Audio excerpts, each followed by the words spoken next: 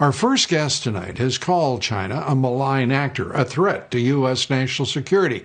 Our guest is Congressman Devin Nunes, ranking member of the House Intelligence Committee, author of the book Countdown to Socialism, available now online and in stores everywhere, and we recommend it to you highly. Congressman, good to have you with us. Joe Biden says that China is a competitor, not an opponent, not a rival, not an enemy. Your thoughts? You know what? It might be one of the few times that he's actually been lucid and actually told it exactly how he sees it. And this has been the problem for so long.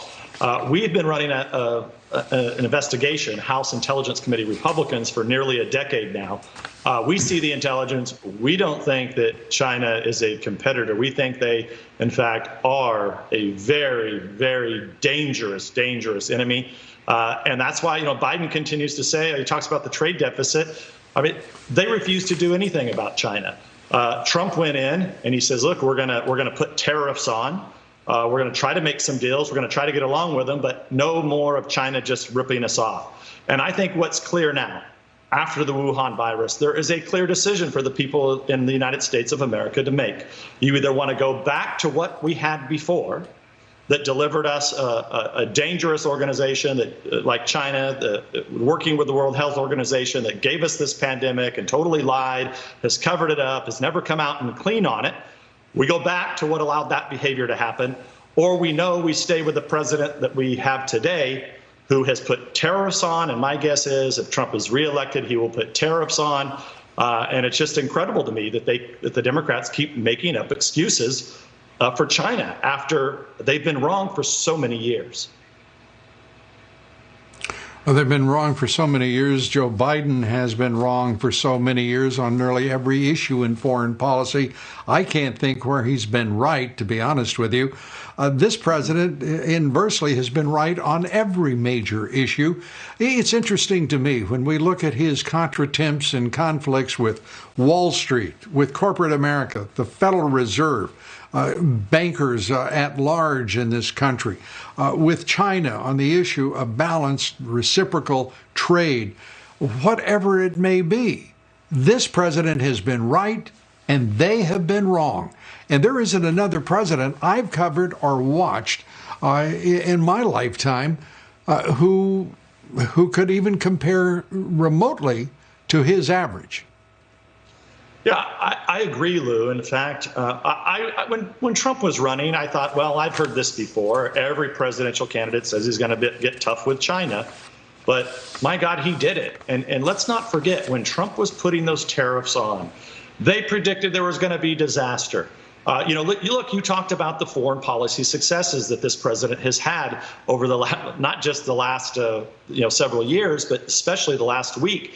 If you watch the other networks, you don't even realize that it happened because, once again, they're covering up for the last administration who was saying crazy things like, oh, there'll never be a peace deal unless you get peace with the Palestinians. Well, that blew up in smoke. Donald Trump said, you guys have had this wrong for decades. He goes to the Middle East, and here we are 3 years later. We have a legitimate peace deal where we're now going to have flights and trade between Israel and two of their Gulf partners. And my guess is that others are in line if Trump gets reelected. If you go back to Biden and Kerry and Clinton, what are they going to do? They're going to do resets with Russia. They're going to say go back and cause problems with the Palestinians. They're going to make deals with the killers in Iran.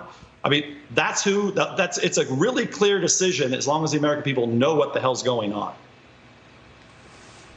Well, and that is exactly one of the major problems. You've got propaganda operations run by AT&T, Comcast, and Disney. For crying out loud, you've got Disney that owns ABC News pushing nonsense through its news operations while filming Mulan next to concentration camps, for crying out loud. They're aligned with the Chinese more than they are with the Trump administration and the U.S. national interest. What do we do about that? If we did not have President Trump in the White House, we would be in major trouble.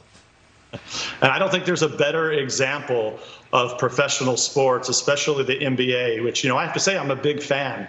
But ever since this radicalization with BLM and all sports have become very, very political. But one thing is clear, they're all for justice for everybody, supposedly, except when it comes to China. You have nobody in the NBA that wants to say anything about China. And I guess if you follow the money, you will see that the NBA is very reliant on money coming from China. And so, it's not really so upfront with the American people. And this is why we have to continue to educate the American people over the course of the next 46 days or whatever it is. Absolutely. Congressman Devin Nunes, educating us for years now. We appreciate all you do, Congressman Devin Nunes.